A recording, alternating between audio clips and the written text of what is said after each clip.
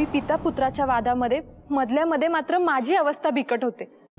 कुणाचे पक्ष घ्यावे हेच कळत नाही। जे योग्य आहे त्याचाच पक्ष घ्यायचा। हो, पण शनीने जेव्हा आपल्याला सांगितलं की तो यापुढे देवगुरु यांच्या राशीत जाणार आहे, तेव्हा त्याने पुनर्विचार करावा हे मी त्याला स्पष्टपणे सांगितले। पण काय आता? पण नंतर मी विचार केला की शनी जे करतो आहे त्यात त्याचा काहीच दोष नाही।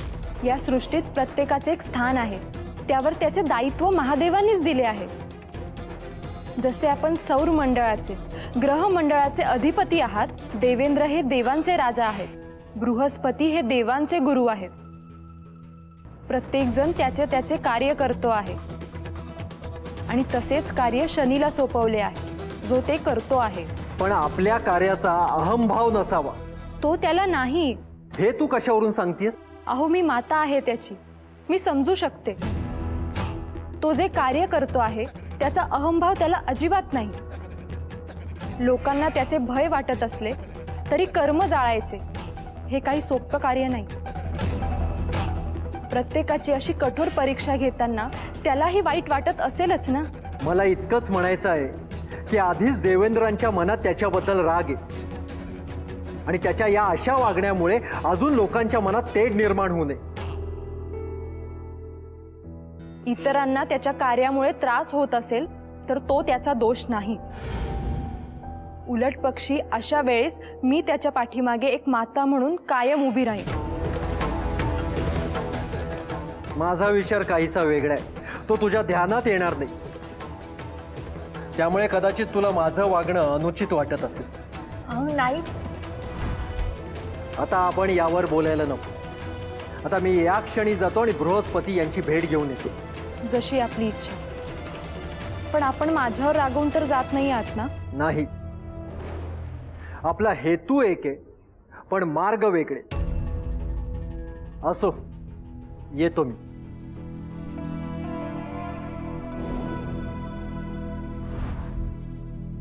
ओम नमः शिवाय, ओम नमः शिवाय, ओम नमः शिवाय।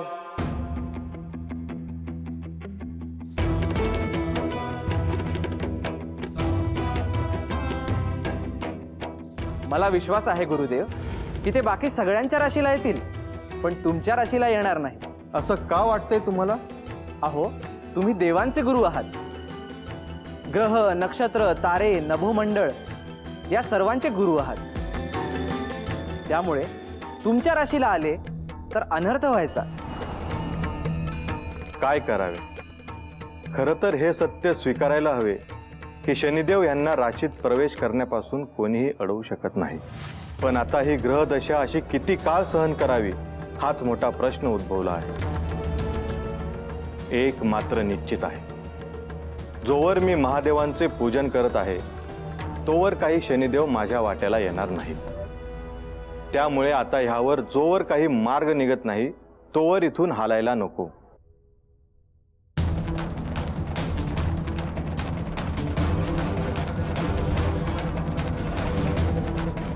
प्रणाम गुरुदेव। सूर्यदेव, आपण इथे आणि ते सुद्धा ह्या प्रहरी? होय, वेळच तशी आली आहे। म्हणजे शनी तुमच्या राशीत प्रवेश करणार आहे हे मला ठाऊक आहे। म्हणजे तुमच्यापर्यंत ही वार्ता पोहोचली? खरं तर त्याविषयी मला आधीच कळून चुकले होते। अहो, मग आधी का नाही सांगितले? कारण त्याआधीच तुमची आणि शनीची भेट झाली। हो, शनिदेव यांनी सांगितले आहे की आता ते माझ्या राशीत येणार आहेत। माझी आणि त्यांची भेट घडली, पण नेमका मी तेव्हा अनुष्ठान करत असल्याने त्यांना आत प्रवेश करता आला नाही। कारण श्री महादेव हे शनीचे गुरु आहेत आणि तुम्ही त्यांचेच अनुष्ठान करत असल्यामुळे शनीने व्यत्यय आणला नाही। पण जसे माझे अनुष्ठान संपले त्यांनी मला गाठले। खरं तर मला हे अजिबात पटलेलं नाही। तुम्ही देवांचे गुरु आहात, शनीने तुमच्या राशीला येऊ नये असंच मला वाटत होतं। मी त्याला समजवण्याचा प्रयत्न केला, पण खरं तर त्यांचा तो नाईलाज आहे, कारण ते केवळ त्यांचे कार्य करत आहेत। आता मी तरी काय करू असे झाले आहे। उद्या पुन्हा ते माझी भेट घेणार आहेत। तोवर महादेव यांचे पूजन करावे हेच माझ्या मनात आले. गुरुदेव, मी तुम्हाला एक उपाय सांगू शकतो. उपाय? होय. सूर्यदेव, पण तुम्ही काय उपाय सुचवणार आहात? कारण मला सुद्धा आता कळले की यावर काही उपाय नाही. शनिदेव यांना माझ्या वाटेला येण्यापासून आता कोणीही अडवू शकत नाही.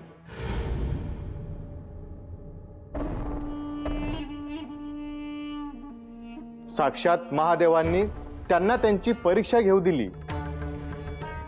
तिथे आपण काय करणार? खरं आहे, पण जो उपाय मी तुम्हाला सांगणार आहे त्या उपायामुळे तुम्हाला ज्या ग्रहदशेला सामोरं जावं लागणार आहे तो काही अंशी का होईना सुसह्य होईल. खरं? होय. काय सांगायचं आहे तुम्हाला या संदर्भात सूर्यदेव? गुरुदेव, शनी ज्याच्या राशीत प्रवेश करतो त्याला पुढचा 7.5 वर्षाचा काळ हा सोसावा लागतो. या 7.5 वर्षात शनी त्याचे कर्म जाळतो आणि त्यानुसार त्याला फळ देतो. हो, ते मला ठाऊकच आहे. आणि आता हळूहळू मला त्याची मानसिक तयारी करावी लागेल असं दिसत आहे. पण हा काळ कमी होऊ शकतो हे तुम्हाला ठाऊक आहे का? म्हणजे काय सुचवायचंय तुम्हाला? हेच की शनीने किती काळ परीक्षा घ्यायची आहे हे त्याच्या हातात आहे. श्री महादेवांची परीक्षा घ्यायला शनी जेव्हा गेला तेव्हा त्याने केवळ एकच प्रहर त्यांची परीक्षा घेतली. विचार करा, जर हा काळ 7.5 वर्षांचा असता तर काय झाले असते? सूर्यदेव, अहो हा विचारही करवत नाही. त्या एका प्रहरात साऱ्या सृष्टीचे अस्तित्व पणाला लागले होते. तेच, तो प्रहर संपला आणि सगळं सुरळीत झालं. पण अजूनही नेमकं तुम्हाला काय सुचवायचंय हे माझ्या ध्यानात आलेलं नाही. मला हेच सुचवायचे आहे की शनीला तुम्ही तुमच्या राशीत येण्यापासून रोखू शकत नाही. त्याने कमी काळापुरते तुमच्या राशीत यावे हे तर तुम्ही त्याला सांगू शकता. पण शनिदेव ऐकतील का ते? आपण देवांचे गुरु आहात, तसेच सगळ्या ग्रहमंडळाचे देखील गुरु आहात. त्यामुळे अधिक काळ तुमची परीक्षा घेऊ नये हे तुम्ही त्याला सांगू शकता आणि तो तुम्हाला नाही म्हणणार नाही. पण तुम्ही हे इतक्या ठामपणे कसं काय सांगू शकता? कारण जेव्हा मी शनीला तुमच्या राशीत जाऊ नको हे सांगत होतो तेव्हा त्यांनी हे मान्य केले नाही. पण त्याच्याशी बोलताना त्याने हे मान्य केले की किती काळ जायचे हे मी ठरवेन. सूर्यदेव, एका अर्थी शनिदेवांची ग्रहदशा सुसह्य करण्यासाठी हा उपाय उचित आहे. हेच मी तुम्हाला सांगायला आलो होतो. बरं झालं तुमची भेट घडली ते. आता आज्ञा असावी, येतो मी. होय.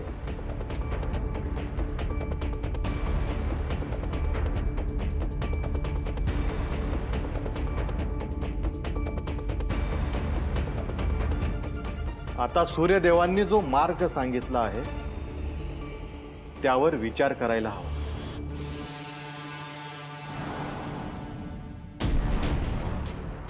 प्रणाम पिताश्री. प्रणाम प्रधानजी. कुमार, बरं झालं तुम्ही आलात. आम्ही आता तुमच्याबद्दलच बोलत होतो. हे काय, या समयी तुम्ही कुठे निघालात? पिताश्री, खरं तर आम्ही महाराजांची अनुमतीच घ्यायला आलो होतो. अनुमती? कशाबद्दल?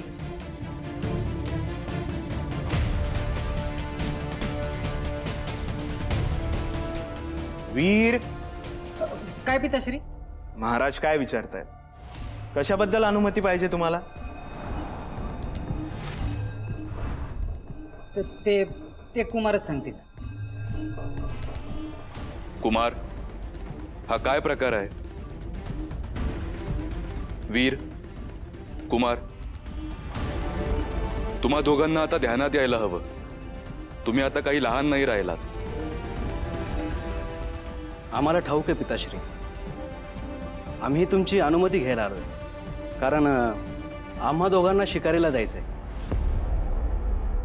वीर, तू देखील राजकुमारांना तुझ्यासारखे केलेस. केवळ छंद, वेळ घालवणे हेच मी ह्याच्या आधी तुला सांगितले होते. वेळीच आवर घाल. पण प्रधानजी,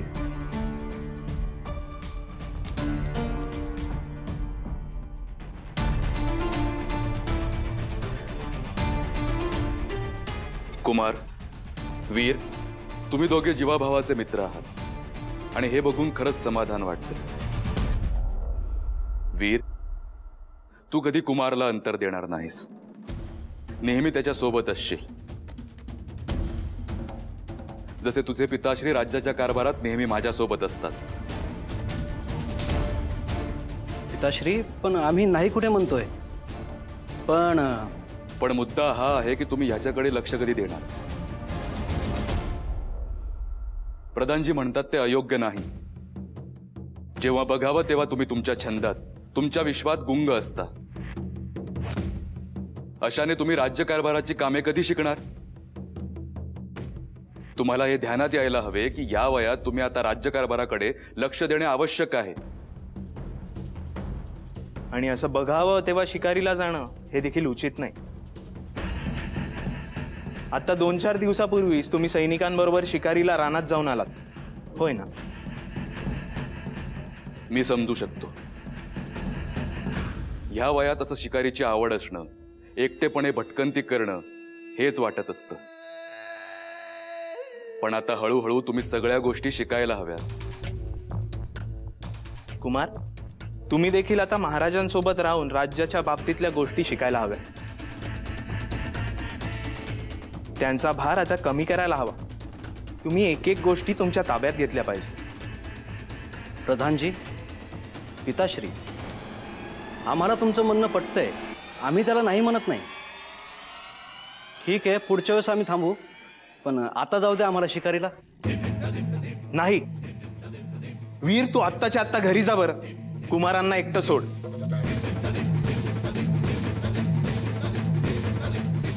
तुम्हा दोघांना शिकारीला जायचंय? होय पिताश्री. ठीक आहे.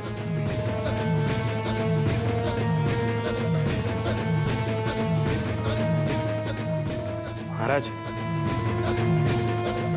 तुम्ही यांच्याशी एवढं सौम्यपणे बोलू नका, नाहीतर हे नेहमीच असं वागतील. प्रधानजी, शांत व्हा.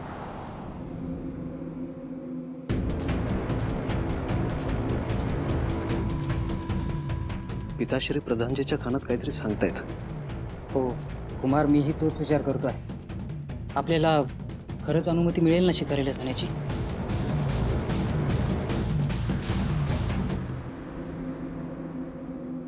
पिताश्री, तुम्ही तुमचा निर्णय तर बदलणार नाही ना? नाही, मी तुम्हाला शिकारीला जायची अनुमती देतो. पण माझी एक अट आहे. अट? होय, अट. कोणती? तुम्हाला जायचंय ना, खुशाल जा. पण त्याच्या आधी तुम्हाला एक कार्य करायचे आहे, आणि ते कार्य पार पाडले तर आणि तरच तुम्हाला शिकारीला जाता येईल. कार्य? कोणते कार्य महाराज? आपल्या राज्याच्या नजीक अमरावती येथे देवांचे गुरु बृहस्पती यांचा निवास आहे. आपल्या राज्यात गुरु परंपरा आहे आणि म्हणून त्यांनी आपल्या राज्यात यावे यासाठी तुम्ही जाऊन त्यांना आमंत्रित करा. आम्ही कसं जाणार महाराज? पण तिकडे जाण्याचा मार्ग आम्हाला ठाऊक नाही. त्याची काळजी तुम्ही करू नका. आपले सैनिक असतील तुमच्यासोबत, ते तुम्हाला मार्गदर्शन करतील. आणि देवगुरु बृहस्पती यांच्याशी बोलून त्यांच्या येण्याची तिथी निश्चित करूनच तुम्हाला परत यायचं आहे. आणि त्यांचा होकार मिळवला तरच तुम्हाला शिकारीला जाता येईल. नाहीतर याच्या पुढे तुम्हाला शिकारीला जाता येणार नाही. विचार करा.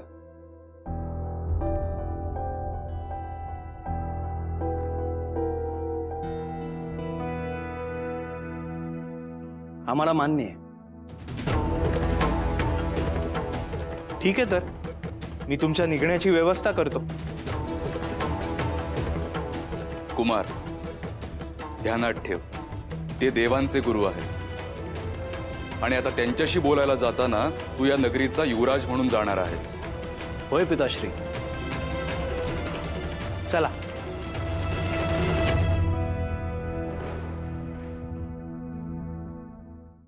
पुन्हा विचार करायची काय आवश्यकता आहे? नाही, तुम्ही त्या दोघांना जाऊन देवगुरूंना आमंत्रण द्यायचे दायित्व सोपवले आहे हे खरे, पण ह्याच्या आधी त्यांनी असे कार्य कधी पार पाडलेले नाही. अहो प्रधानजी, पण आज ना उद्या त्यांना अशा प्रसंगांना सामोरं जावं लागणारच आहे की.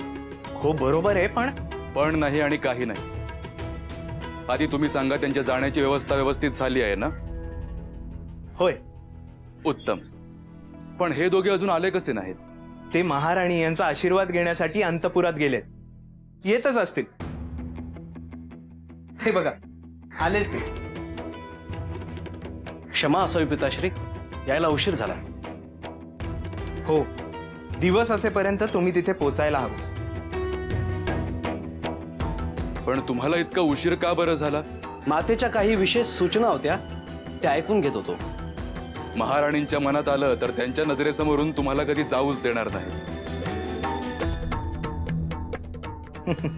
हो, विशेष जीव आहे त्यांचा कुमारांवर. आणि वीरवर देखील.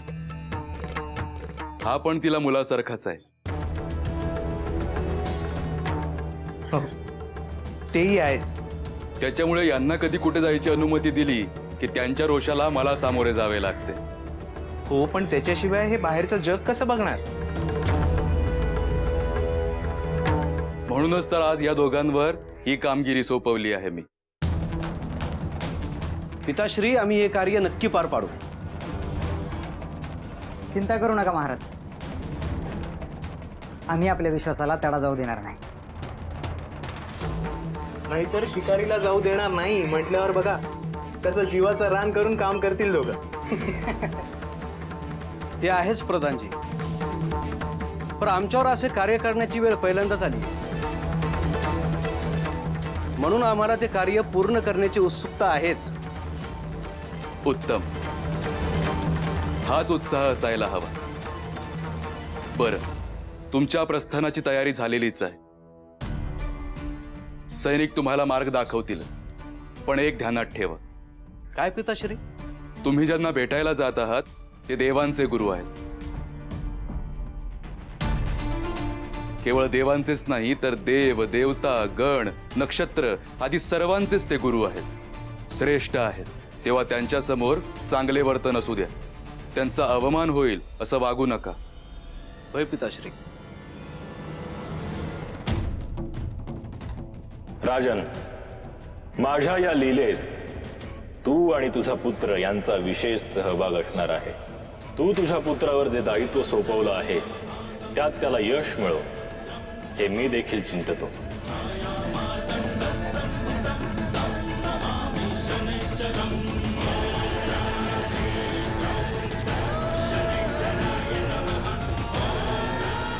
यशस्वी भव. यशस्वी भव. तुम्हाला खूप खूप शुभेच्छा.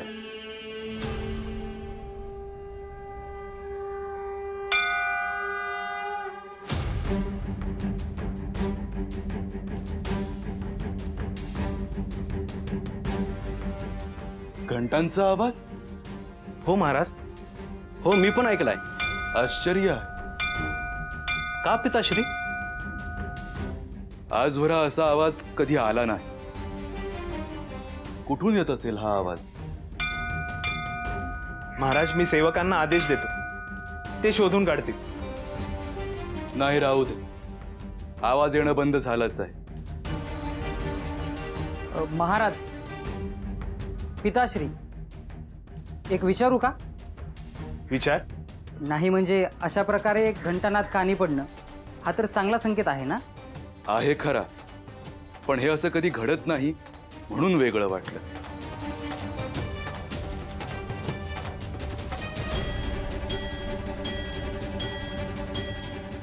राजन, हा संकेत आहे माझ्या रचलेल्या लीलेचा. त्या खेळाला आता सुरुवात होते आहे.